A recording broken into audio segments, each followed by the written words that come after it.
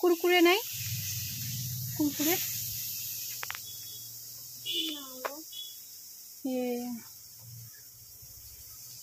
এমনি বাচ্চাদের খাওয়ার মতন।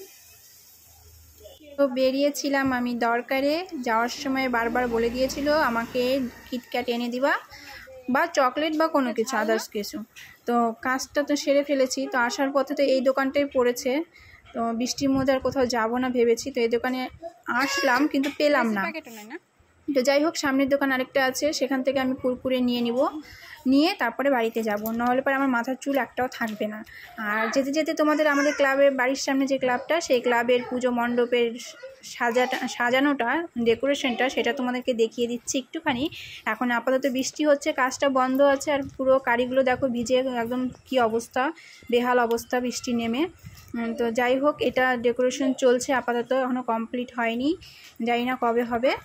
হলে পরে অবশ্যই দেখাবো তোমাদেরকে। তোমরা কে কী করছো অবশ্যই কমেন্ট বক্সে জানিও। টাটা, শুভ দুপুর।